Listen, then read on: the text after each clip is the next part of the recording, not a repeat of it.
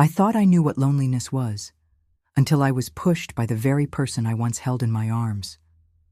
It happened right there, between the dull thud of my body hitting the stairs and the deafening silence that followed, that I realized I had become invisible to the very people who were supposed to love me most. My name is Evelyn Hartley. I'm 75 years old, a retired English literature teacher, and I spent most of my life in New Haven, Connecticut, in a creaky old Victorian house filled with memories and scars. If this story found its way to you, perhaps God allowed it for a reason. Maybe you're here because you need to be reminded you still have a voice, you still have a choice. And if something you hear in this story touches your heart, I invite you to subscribe to the channel. Sometimes a small gesture like that helps us spread stories that heal, comfort, and set others free. That morning began with a crash. A delicate porcelain vase, passed down from my great-grandmother, shattered on the living room floor, splintering just like the trust I once had in my family. Shards of white and cobalt blue lay scattered at the feet of my 10-year-old grandson, Liam. His cold stare and crooked grin sent a chill crawling up my spine. "Oops," he muttered, as if it were some kind of game. My breath caught in my throat. My son Andrew didn't even look up from his phone. "It's just a vase, Mom," he said, mildly annoyed. "Just a vase?" As if it hadn't been brought from Ireland by my grandmother in 1903. As if it wasn't the only tangible piece left of a line of women who survived wars, famine, and abandonment. That night, over dinner, I tried to bring it up gently, though my voice trembled. "Andrew, Liam needs boundaries. This isn't normal. He's been hurting animals around the neighborhood." Julia, my daughter-in-law, set her wineglass down with theatrical grace. "Not this again, Evelyn. Boys are like that. It's just a phase." Mrs. Berkeley saw him throwing rocks at her cat. "That old woman needs glasses," Julia snapped. "And you need to stop criticizing our parenting." Andrew sighed and forced a smile. "Let's just enjoy dinner, okay?" This house, once a warm haven filled with the memory of Richard, my late husband, had turned into a minefield of tension. Ever since I let Andrew and his family move into the upstairs unit after Richard's passing, I'd been walking on eggshells, afraid that anything I said might spark another fire. That evening, I carried a tray of tea upstairs, my hands trembling and my knees begging for rest. The hallway light flickered overhead like a warning sign, and at the top of the stairs stood Liam, half his face swallowed in shadow. "No one believes you anyway," he whispered. Before I could even react, I felt it. A shove, cold, intentional, final. The tray flew, and so did I. Each hit on the steps was like a slap from fate. The pain in my shoulder, the crack in my wrist, the aching sense that everything inside me was shattering, like that vase, like my dignity. "Mom!" I heard Andrew yell, rushing toward me. Tears blurred my vision as I locked eyes with him. He pushed me. Liam pushed me on purpose.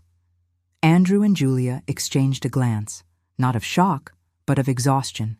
Julia even had the nerve to roll her eyes. "Oh, Evelyn. Don't be dramatic. Liam said you tripped. These things happen at your age." Liam stood watching from the hallway. Same smirk, same ice in his gaze. I tried to stand, my broken wrist pulsing like a fire alarm. "I know what happened." Andrew helped me up, roughly. His eyes said it all. "You're in the way. Maybe it's time to think about a place, with professional care. Somewhere that can help you. You've been forgetting things, seeing things that aren't there." In the ambulance, as the world blurred past the window, I felt a pain even worse than the fracture. Abandonment. Not only did they not believe me, they were hoping I was losing my mind. And deep down, maybe they were hoping I'd just disappear. The hospital smelled like disinfectant and quiet despair. While a rushed nurse adjusted my IV with cold, practiced hands, I stared at the cast wrapped around my swollen wrist. Something inside me had fractured in that fall, and it wasn't just bone. Andrew leaned against the wall, arms crossed, scrolling through his phone like all of this was nothing more than a bothersome delay in his day. Julia didn't even come. She needed to rest, he said. And Liam. He stayed home watching cartoons, without a trace of regret. Do you have someone to pick you up tomorrow? The doctor asked, far too young to understand that some wounds don't show up on X-rays. Yes. My son, I replied with a faint smile. Even as I said it, part of me no longer believed it. We returned home the next day. The car ride was a capsule of silence. No questions, no small talk, just the hum of the engine and the whirlwind of my thoughts. As I opened the door to my own home, my home, I felt like a guest in someone else's space. The air smelled faintly of reheated food and synthetic perfume. The walls, once adorned with memories, now felt barren and indifferent.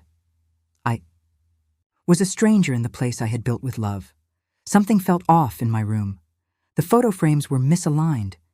The journal where I had been writing my life stories was no longer on the desk, but wedged hastily between books, as if someone had been going through it. My jewelry box was slightly open, just enough to notice it had been touched.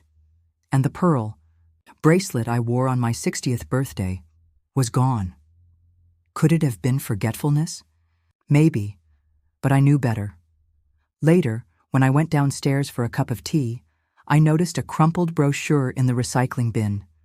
New Dawn Senior Living, Specialized Care for Cognitive Decline.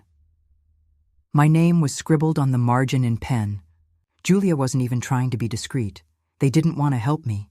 They wanted to remove me. I sipped my tea in silence, listening to the house breathe. The ticking of the wall clock, the muffled TV upstairs, the faucet dripping in the kitchen. Every sound reminded me. You are alone. That evening, I tried to talk to Andrew. I noticed some of my things are missing. And what is this brochure for a nursing home? He let out a long sigh. Mom, you're becoming paranoid. You keep misplacing things, mixing up dates, making these wild accusations. I'm worried about you. Worried? Or just annoyed that I'm still here? His silence answered before his mouth could. You know this isn't working anymore, he said, trying to soften the blow. Liam needs his own space. Julia's exhausted. And frankly, you're not the same. Maybe it's time to think about what's best for everyone. Best for everyone. Never best for me. I went to my room feeling heavier than I had when I tumbled down those stairs. Later that night, I did something I never thought I would. I called Miriam. My neighbor and friend for over 40 years, the kind of woman who could outsmart her grandkids on the Wi-Fi and still kept secrets in floral-covered notebooks. They think I'm losing my mind, Miriam, I whispered, as if the walls were listening. Maybe you are, she said, pausing. Because only someone very sane can recognize when they're being manipulated. I'll be over tomorrow. The next morning, Miriam showed up with a smile and a box in her hands. What's this? Decor, she said casually. An old clock, a photo frame, and a few little things with hidden cameras. My nephew works in security. For the first time in weeks, I felt something flicker inside me, small but stubborn. Maybe I wasn't as alone as I thought. It felt like something. Out of a movie, but not the kind you watch to unwind. The kind that leaves you tense for hours, glancing over your shoulder. Miriam and I spent the entire afternoon placing the hidden cameras with clinical precision. A clock on the living room shelf, a picture frame on the sideboard, a discreet sculpture atop the dresser, 3 silent watchers spread throughout the house, 3 eyes that now belong to me. Do you trust them? Miriam asked, brows knit in concern as she secured the final camera. I used to, I said quietly, but not anymore. Now. I observe. That night, I went to bed early. My body ached, but my mind was sharp. For the first time in a long while, I didn't feel powerless. Despite the pain in my arm, despite the knot of fear tightening in my stomach, there was a part of me, the part that had survived widowhood, loneliness, and sacrifice, that was still very much alive and alert. The next morning, Miriam returned, with a tablet already synced to the cameras. We sat side by side, like two teenage girls scheming something mischievous, and started watching the footage. And there he was, Liam, creeping into my bedroom at 5 a.m., barefoot, quiet as a shadow. He headed straight for my jewelry box, opened it, sifted through compartments, took the sapphire earrings Richard had given me the Christmas before he passed. No hesitation. He slipped them into his pocket like it was routine. But what truly froze me was what came next. Julia, hours later, in the kitchen, holding the earrings up to the light, turning them between her fingers, grinning before slipping them into her purse. "Easily $1,000, she whispered, running her fingers through Liam's hair. "Nice job, sweetheart." I couldn't breathe. The tears came hot and fast, just like the fury rising in my chest. This wasn't just about broken trust anymore. This was theft, corruption, complicity, and cruelty. "Evelyn," Miriam whispered, her hand clutching mine, This is just the beginning, isn't it?" And it was. Over the next few days, the footage revealed a slow parade of betrayals. Liam tearing pages from my memory journal, Julia rearranging my medications, then looking at me with fake concern and her sweet, patronizing voice. "Evelyn, you've been so forgetful lately. Maybe you misplaced them." Andrew was less active, but perhaps the most dangerous of all. Because his weapon was silence. He saw, he knew, and he did nothing. That Sunday, during a brunch with their friends, smiling, opinionated people from their polished little social circle, Liam brought home the class pet from school. What happened next still haunts me. The bathroom camera caught it all. Liam, alone, calmly drowning the little hamster in the sink. No emotion, no hesitation. When Julia walked in and saw what he had done, she didn't scream or cry. She just sighed. "We'll say he escaped, okay? We'll say 2 adults, 1 child. A silent pact. The kind of pact that ruins lives unless it's broken in time." That night, I overheard a conversation through their half-open bedroom door. "The house could sell for over $1.2 million in today's market," Julia said in a hushed, scheming tone. "And her retirement, investments, and Liam's college fund? Close to $350, Andrew replied. "She's not going to need any of that. In a nursing home." I closed my eyes, took a deep breath. I felt the weight of it all settle on my shoulders, and at the same time, a strange clarity. In that moment, Evelyn Hartley, widow, retired teacher, mother, grandmother, was gone, and in her place, someone else was born, a woman with nothing left to lose. During a routine checkup with the orthopedic specialist, I watched as the doctor gently examined my casted wrist. The room was too white, too sterile, too cold, like it was designed to scrub away any trace of human pain. Still, she was kind. "Is the pain still bothering you?" she asked, her eyes focused, seeing something far beyond the fracture. "The physical pain?" "It's manageable." She held my gaze for a moment longer, her eyes lingering on mine. She couldn't have been more than 40, but she had the kind of empathy some never develop, no matter how many degrees they earn. "Evelyn is everything." "Okay at home?" For a split second, the truth nearly escaped my lips, but fear, that old enemy dressed in shame, got there first. "Everything's fine, doctor. Just an accident." She didn't push. She simply slid a business card across the desk. "Caroline Winters, social worker, specializes in elder rights. You may not need her now, but maybe someday you'll want to talk." I tucked the card away like a secret folded into my heart. A tiny ember of hope, quiet but still burning. 3 days later, Julia handed me a stack of papers to sign. "Just a few authorizations, Evelyn. Nothing major. It'll make things easier if you ever need something." At the hospital, the bank.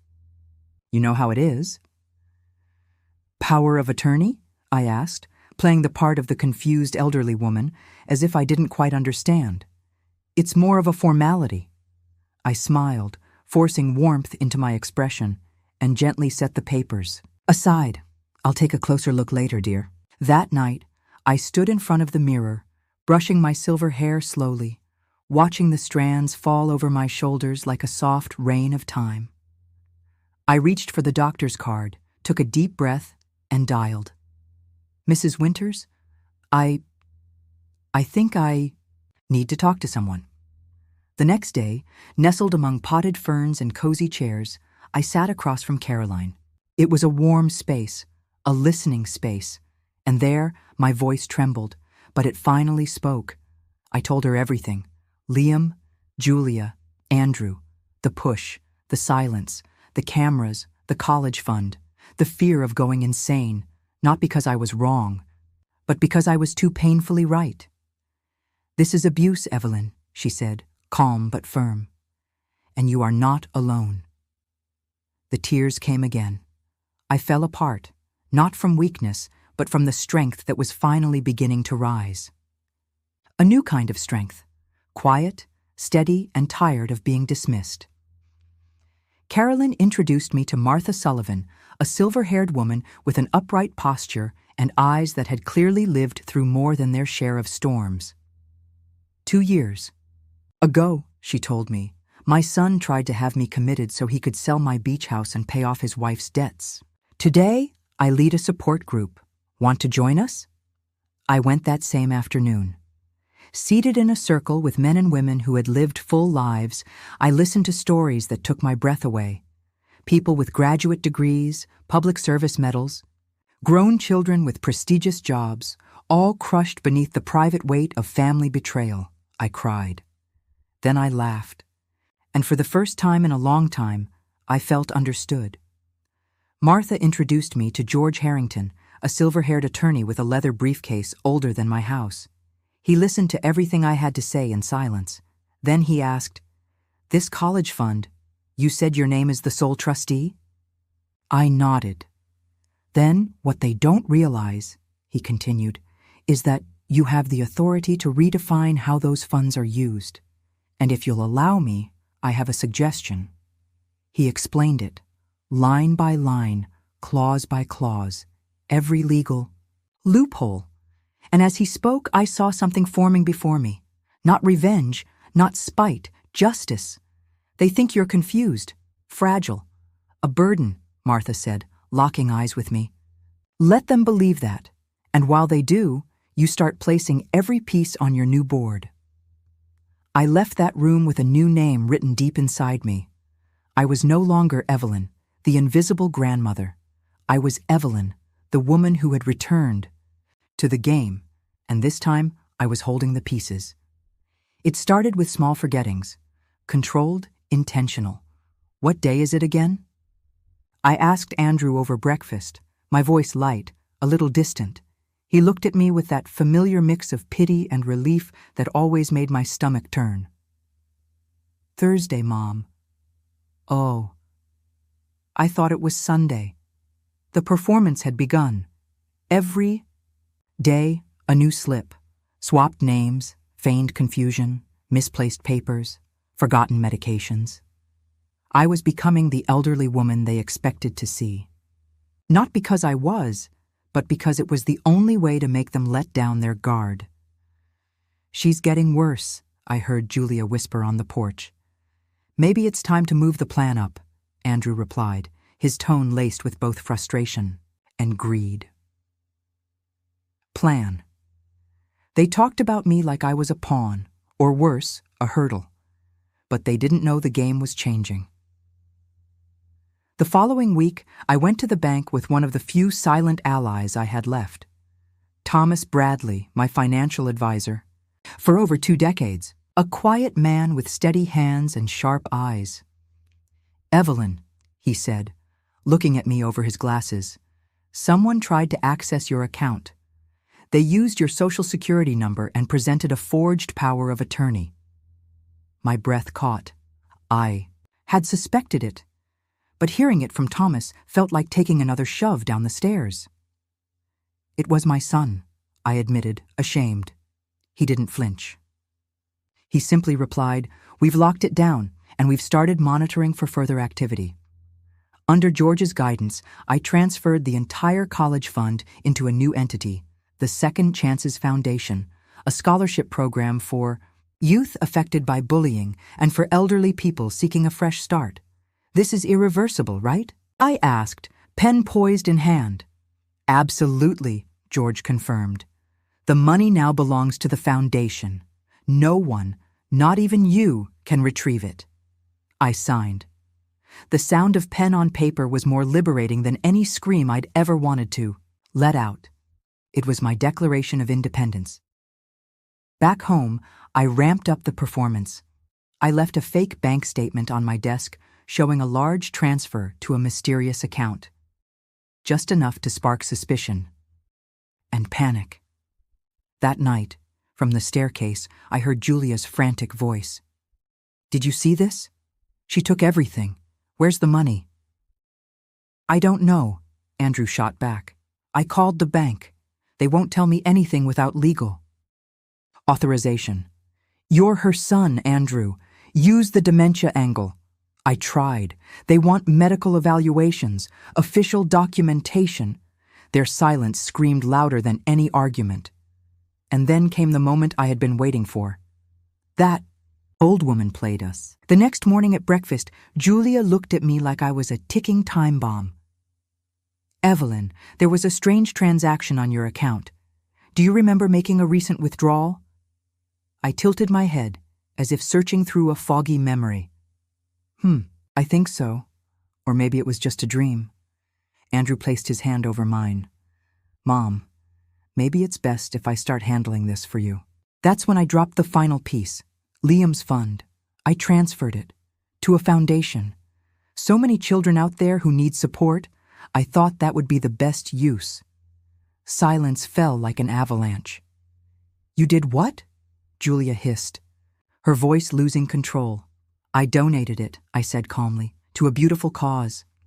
"That was for Liam's college," she shouted, slamming her hand on the table. "And it still is," I replied, steady. "But now, for those who truly deserve it, based on merit and compassion." Andrew's eyes burned with a mix of anger and disbelief. But it was too late. The money wasn't theirs anymore. It never was. And for the first time since the day I was pushed, I felt like I was standing on my own 2 feet. The days that followed were a theater of cracking masks. Julia moved around the house like a tightly wound storm, masking her anxiety with too much perfume and a too bright smile. Andrew. Well, he wavered between forced charm and cold silences. And Liam? Liam was simply a reflection of it all, restless, dark, watchful. While they scrambled to reset the board, I quietly began removing what was still mine: documents, old photographs, unstolen jewelry, the notebook I had managed to recover. Everything was carefully packed and sent to Martha's home. Each step was deliberate, each movement quiet. That's when I found it, tucked away in a box of old files. A letter. Dated 2002, written by Andrew to Richard. She smothers me with her controlling ways. It always has to be her way. She doesn't see how much it pushes me away. I stood there, eyes brimming, hands trembling. I had split myself in 2 for that boy. Worked double shifts, cried in secret, held our world together when he lost his father at 14. And this was the narrative he handed to the man who later became my second husband? It hurt, still hurt, but the pain no longer stopped me. In the same folder, I found a set of old psychiatric evaluations, Liam's name at the top. Diagnosis: severe conduct disorder. Recommendations: intensive intervention, psychotherapy, family counseling, signed by 2 specialists, and next to it, a stamped note of refusal signed by Julia. We prefer not to stigmatize the child with labels. They chose the label of victim instead. The camera recordings confirmed it all. Liam calmly shattering family portraits. Julia sweeping up the glass, whispering, "These things happen." Andrew looking away, as always. And me? I kept up the performance, mixing up dates, laughing at jokes I didn't understand, letting them believe the house of cards was crumbling. During that time, I began meeting with Caroline in secret. Her notes became a meticulous dossier: emotional neglect, attempted fraud, psychological manipulation. She told me cases like mine weren't rare, just invisible. "Evelyn, you're not the exception. You're one of many survivors who just haven't found a way out yet." And that was the most painful truth of all. I wasn't alone. I reconnected with old colleagues from the university. Many believed I had distanced myself by choice. That was Andrew's version of events. Mom's withdrawn, doesn't want to be involved anymore. She's a little confused, you know. Professor Walter Collins, now head of a creative writing program, nearly cried when he heard the truth. "Evelyn, you have to tell this story. It matters. It needs to be heard." As my support network quietly grew, Julia turned up the pressure. "We really need to move forward with transferring the house," she said one day, her voice too sweet to be sincere. "It's just to make things stable for everyone."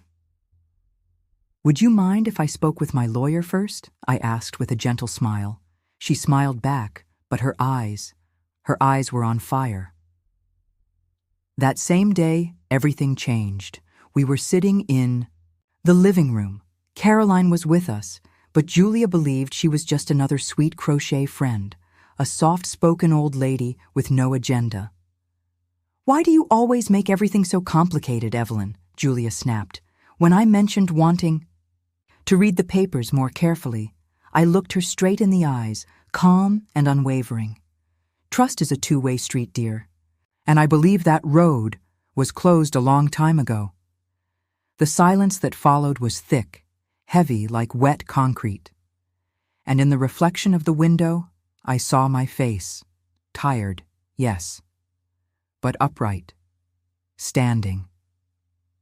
For the first time in what felt like forever. 2 months after the fall down the stairs, I deliberately left another fake bank statement on the dresser. It showed a sizable transfer into a personal account under my name. That night, the shouting began again in Andrew and Julia's room. She was demanding answers. He said it wasn't the right time.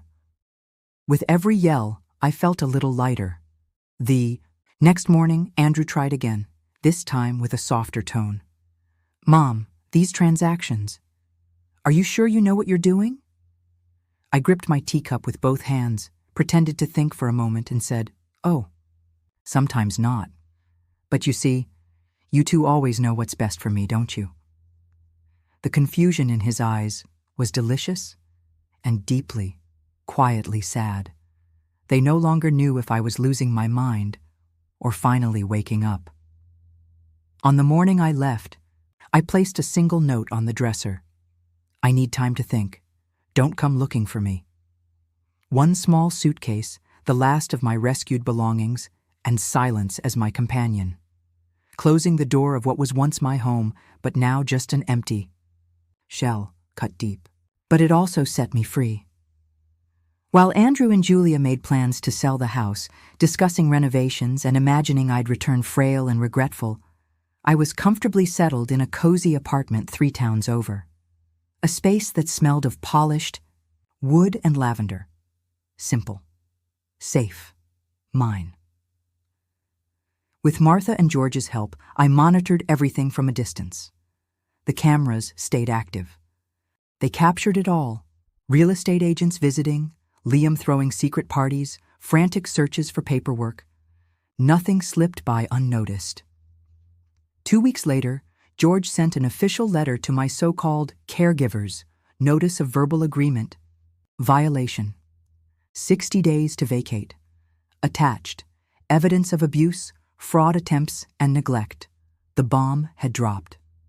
The reaction? A slow-motion collapse. Vanessa, well, Julia, screamed, smashed things, blamed Andrew, blamed the world. Andrew fell. Silent. He knew. He had always known. And now he could no longer hide. Word began to spread quietly. Professor Collins shared my story, anonymously, during a seminar on academic ethics. Colleagues from the university, neighbors, former students, all began to piece together what they'd seen but never questioned. The absence, the tension. The sideways glances. The puzzle was complete. In a last act of desperation, Andrew filed a missing person report, claimed he was concerned for the well-being of his elderly, mentally unstable mother. What he didn't expect was that the lead investigator, Officer Sarah Jenkins, would be a woman with more empathy than many children, and that George would deliver a thick envelope to her office, recordings, medical reports, a full dossier, everything. Sarah found me, not to bring me back, but to ask if I needed additional protection. 3 days later, 3 letters left George's office. The first, addressed to Andrew and Julia, a formal legal ultimatum: vacate my house or face. Legal action, including charges of abuse and misappropriation. The second, to Liam's school. Enclosed, evaluations, footage, medical recommendations that had been ignored, the hamster incident. I requested a psychological assessment and safety measures. The third, to the ethics committee at Andrew's firm, informing them that he had plagiarized sections of my literary research and used them in a commercial campaign without credit. The effect was swift and devastating. Andrew faced disciplinary review. Julia lost real estate clients as her name became linked to scandal. Liam, after mandatory evaluation, was suspended for violent behavior. The school mandated therapy as a condition for his return. In the middle of the fallout, Julia reached out. She arranged a meeting at an upscale restaurant, far from curious neighborhood eyes. "You're really going to destroy your own family?" she asked, tears mixing with venom. "Think about our reputations, the consequences, the trauma." I wrapped my hands around my teacup like a shield. "I didn't destroy anything, Julia. I just stopped rebuilding what you kept breaking. We can return what Liam took. We'll get him help. The problem," I interrupted gently, "is that promises require trust. And some vases, once shattered, can't be glued back together." The next day, I received a letter from Andrew. Long. Part apology, part explanation. Stress, poor judgment, emotional blindness. My reply was brief. Growing up isn't optional. It's required. And it begins when we face what we've done, not when we blame others for who we've become. With 5 days left before their eviction deadline, the fighting inside the house intensified. Neighbors reported shouting, slamming doors, things breaking. Liam, left unsupervised, was involved in another school incident and was suspended again. As they crumbled in the chaos they created, I asked myself, how far can the pursuit of justice go before it becomes revenge? How much of myself am I losing in trying to reclaim what was taken from me? And then Caroline reminded me, "You're not taking revenge. You're defending yourself. You're saying you are not disposable. And that message, Evelyn, is far too important to stay silent." 3 months after the eviction order was enforced, the house was mine again. I walked through each room like someone revisiting a battlefield after the war. The walls still held echoes of old arguments. The corners smelled faintly of someone else's perfume. But now there was silence. The kind of silence that lets you hear yourself again. The garden was overgrown, the flowers forgotten. But there, between dried herbs and neglected roots, small buds were emerging, daisies, lilies, green defiance breaking through hardened earth, like me. With help from Martha, Caroline, and a small group of volunteers, I began to restore the house. One room became a writing studio. My old office, now bright and airy, welcomed back the books Liam had once thrown to the floor. I rewrote the missing pages from my journal, now filled with more scars and more courage. the second chances.